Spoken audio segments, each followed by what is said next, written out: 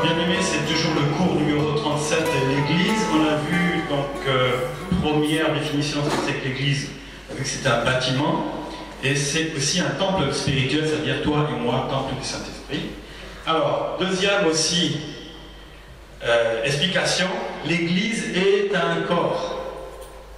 Alors, Jésus est la tête et nous sommes les membres de l'Église, chacun pour sa part. Alors, donc Jésus est la tête et nous sommes des membres différents. Éphésiens 1, 22-23 dit: il a tout mis sous ses pieds et il a donné pour chef suprême à l'Église, qui est son corps, la plénitude de celui qui remplit tout en tous. Donc là, ce verset explique bien que Jésus est le chef suprême, c'est-à-dire qu'il est la tête. Il est la tête de l'Église. Il est la tête de l'Église et que nous représentons le corps de Christ.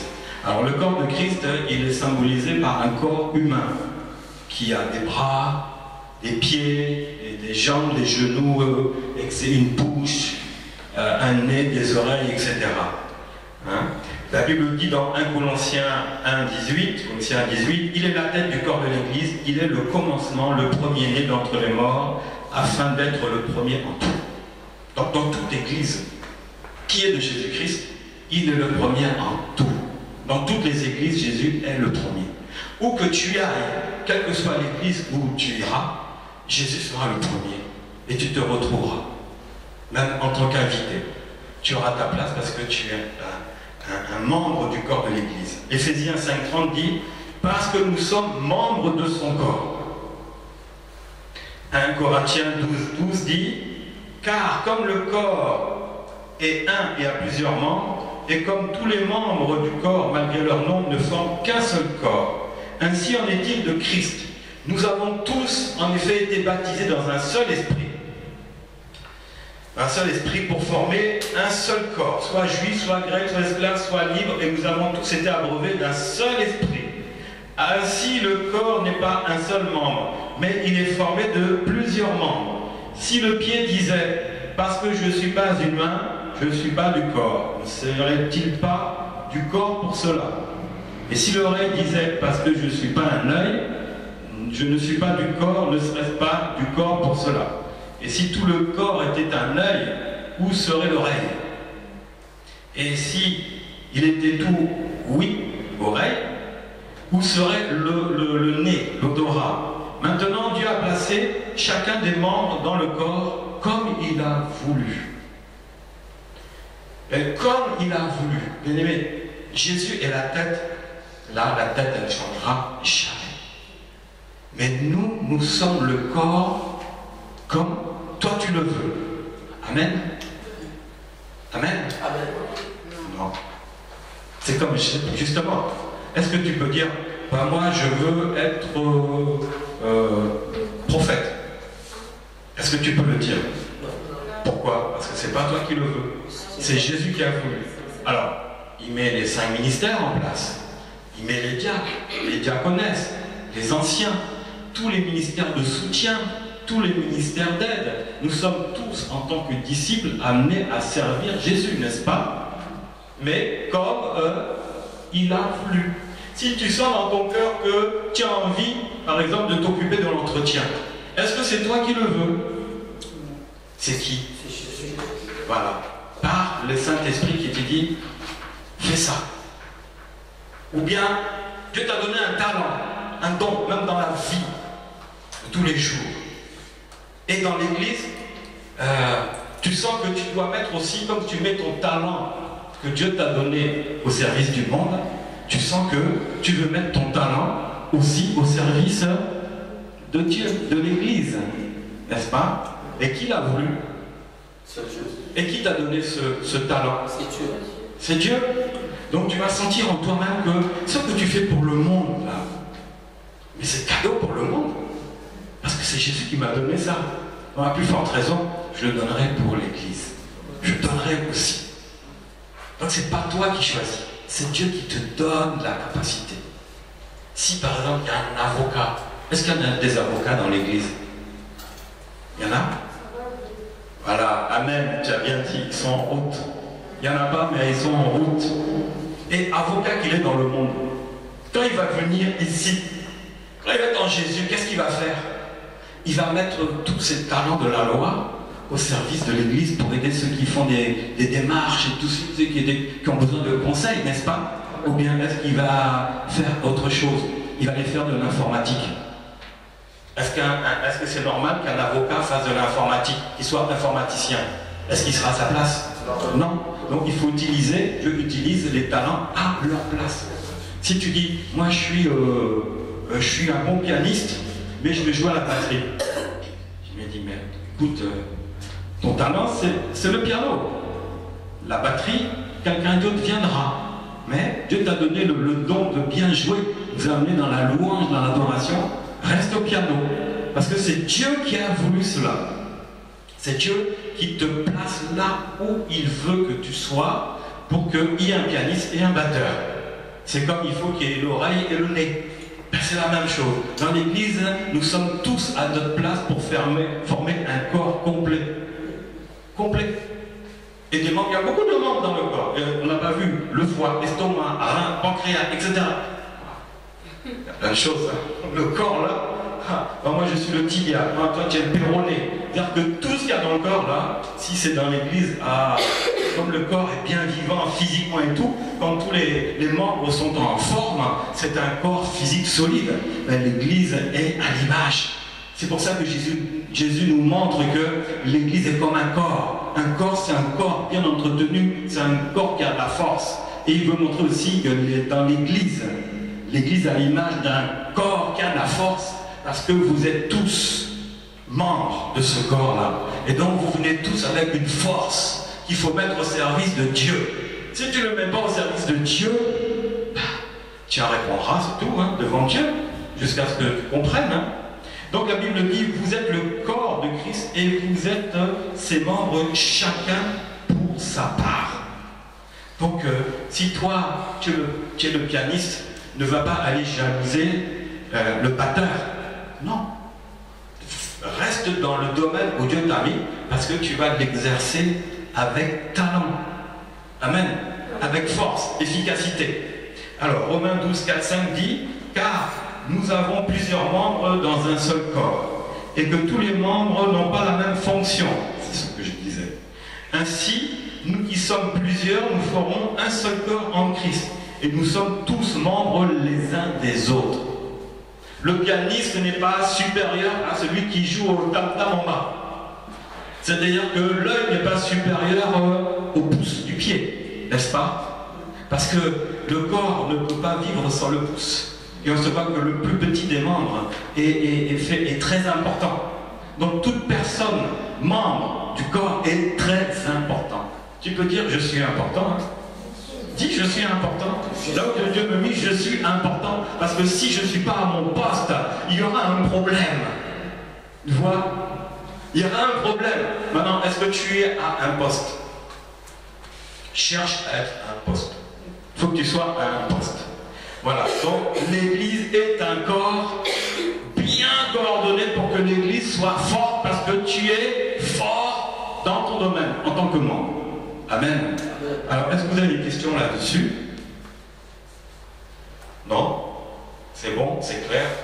Donc, troisièmement, on va voir, l'Église est un troupeau. Vous avez entendu parler de ça? Non? L'Église est un troupeau. Un troupeau de quoi? Les cochons? Ah, les brebis. Parce qu'il y a des troupeaux de cochons aussi, hein? Qui s'étaient jetés là-bas. La mer. Non, l'Église est un... Jésus-Christ est le berger de qui? Le troupeau. Oui, troupeau de quoi? De brebis. Jésus est le berger et nous sommes ses brebis. Des brebis. Voilà. Donc toutes les promesses de Dieu sont pour qui? Pour les brebis. Toute promesse de Dieu, brebis. L'Église ne parle que d'une seule voix. Et c'est la voix de Christ, et par le Saint-Esprit. Donc les brebis entendent la voix de qui? Et c'est qui? Donc les brebis, toi tu entends la voix de Jésus-Christ. par le Saint-Esprit que Jésus a envoyé dans l'Église.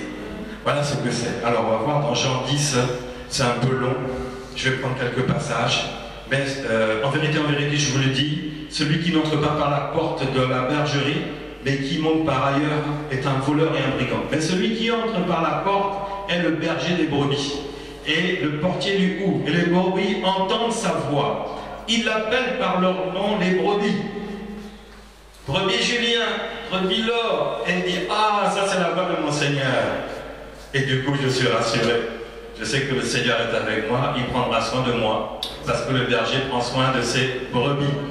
Hein? Et les brebis n'entendent sa voix. Il appellera par leur nom qui lui appartiennent. Il les conduira dehors.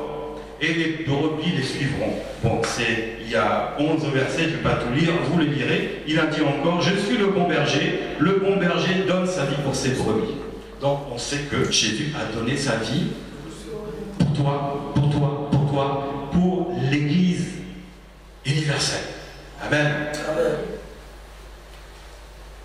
Donc il y a aussi des bergers, qu'on appelle des pasteurs, ils doivent aussi consacrer leur vie, enfin, donner leur vie. Mais c'est Jésus qui, lui, il a fait le sacrifice. Les pasteurs n'ont pas besoin d'aller sur la croix. Non, non, non. Mais ils doivent consacrer leur vie aux brebis, comme Jésus consacrait sa vie aux brebis jusqu'à la mort. Alors, Acte 20, 28 dit, prenez donc garde à vous-même et à tout le troupeau sur lequel le Saint-Esprit vous a établi évêque. Donc là, on parle des pasteurs. Hein?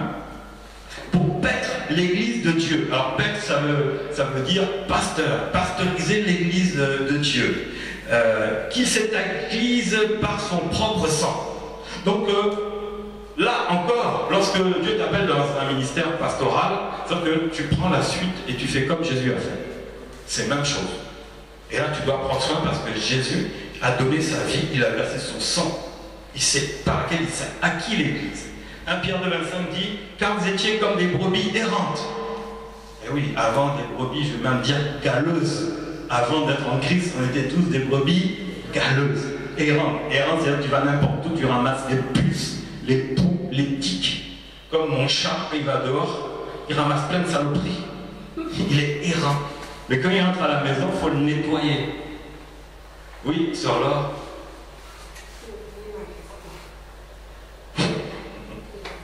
Oui, tu as dit il parle des pasteurs. Mais c'est que des pasteurs ou... les bergers, ce sont les pasteurs. Voilà. Que des pasteurs. Oui, mais il y a dans le sens de paître. C'est-à-dire que c'est le berger qui prend soin, mais les autres ministères aussi, mais ils travaillent d'une autre manière. Et là, c'est vraiment Jésus le bon berger, Jésus le bon pasteur. Bon, on parle aussi du ministère de pasteur, mais ce n'est pas le pasteur qui dirige l'église, on verra ça après. Hein? Là aussi, il y a eu un dérapage. Ils ont dû marcher sur une savonnette et ils ont raté une partie de la Bible. Oui? Non? Ah, je croyais que tu avais une question. Je me dis, oh, bien. Ça le rate. Alors, 1 Pierre 5,2 dit, donc paissez, paître, hein, le troupeau de Dieu, qui est sous votre garde, non pas par contrainte, mais volontairement. Selon Dieu, non pour un gain sordide, mais avec dévouement. Voilà, donc là aussi, il s'adresse à ceux qui doivent pastoriser l'Église. Jean 21, 15 dit, là c'est Pierre qui allait devenir le pasteur des brebis. Alors, vous connaissez l'histoire, hein, Pierre avait renié 3 fois Jésus. Donc après qu'ils eurent mangé, Jésus dit à Simon-Pierre, Simon fils de Jonas, m'aimes-tu plus que ne m'aime ceci? Il lui répondit, oui Seigneur, tu sais que je t'aime. Jésus lui dit, paie mes agneaux. Donc paie, c'est le verbe paître, ça veut dire sois le pasteur de mes agneaux. Pourtant c'est un apôtre, hein. On verra ça après. Donc il dit, sois le pasteur de mes agneaux, c'est-à-dire occupe-toi de mes agneaux. Il dit une seconde fois, Simon fils de Jonas, m'aimes-tu? Pierre lui répondit, oui Seigneur, tu sais que je t'aime. Et Jésus lui dit, paie les brebis, deuxième fois. Et on sait pourquoi, hein. Vous vous souvenez de ceux qui avaient entendu l'explication. Et il lui dit pour la 3e fois, Simon fils de Jonas, m'aimes-tu? Pierre fut attristé de ce que qui lui avait dit pour la troisième fois, m'aimes-tu? Il répondit, Seigneur, tu sais toutes choses, tu sais que je t'aime. Et Jésus lui dit, paie les brebis. 3 fois, il a dit à Pierre, sois le pasteur de mes brebis. Donc, l'église est un troupeau, mais l'église est toujours encadrée, comme Jésus encadrait, le même encadrement continu. Alors, ici, Pierre allait devenir pasteur des brebis. Mais c'est-à-dire, il était quoi? Apôtre. Donc il était apôtre avec la fonction de pasteur. Une petite entre parenthèses, un apôtre porte les 4 autres ministères quand ils ne sont pas révélés et mis en place.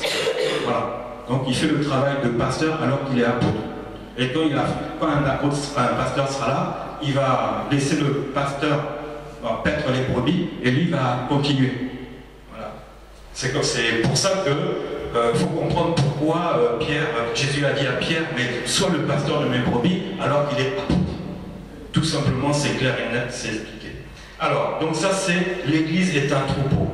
Est-ce que vous avez des questions là-dessus? Oui. Je vais demander si Pierre qui est apôtre, il avait les fonctions des pasteurs, c'est-à-dire un pasteur super avoir les fonctions d'un prophète, bien d'un apôtre. S'ils ne sont pas là, c'est-à-dire ça peut arriver aussi à l'église aussi, les pasteurs prennent aussi l'esprit d'évangélisme ou bien d'un prophète, s'ils ne sont pas là. Et quand ils seront là, Dieu si je pouvais le trouver dans la Bible, je te dirais oui, mais je ne l'ai pas vu.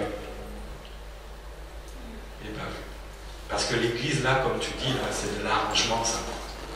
Parce qu'il n'y a pas d'apôtre. Donc les pasteurs se sont mis proclamés chefs de l'église. Ils ne sont pas les chefs de l'église. C'est pas eux. Donc du coup, ils vont avoir l'esprit de l'apôtre. Non, ça n'existe même pas. Et la Bible dit, ils ont des dons. La Bible dit que l'appel de Dieu et les dons sont irrévocables. Donc chaque ministère a un appel et il a des dons. Donc il va faire fonctionner ses dons. Dons de prophétie. Mais il ne sera pas comme le prophète. Il aura le don de prophétie, il n'aura pas la qualité de ministère prophétique. Et quand il va prophétiser, je suis prophète en attendant que le prophète arrive. Non, non, non et non. Non. Il est dans son ministère, point barre, et Dieu l'utilise avec tous les dons que Dieu lui a donnés selon les circonstances. C'est tout. Seul l'apôtre est capable de rentrer dans la peau des autres ministères. C'est pour ça que c'est difficile, un ministère d'apôtre est difficile à déceler. Parce qu'un jour, tu le vois comme un pasteur, un jour tu le vois comme un auteur, un jour tu le vois comme un prophète, un jour tu le vois comme un évangéliste. Mais jamais tu le verras comme un apôtre. Donc on va tout dire sauf ça. Et souvent ça arrive. Oh, toi tu es évangéliste, après vient voir. Oh non, toi tu es pasteur, selon le message. Oh ben non, toi tu es prophète. Tout sauf apôtre. Ça veut dire qu'il est apôtre. C'est ça le problème. Voilà, c'est une parenthèse, mais ça marche dans un sens, mais pas dans l'autre, parce que l'autre, c'est les dons. C'est les dons. Et puis, les ministères, ils sont... Jésus a bien organisé les ministères.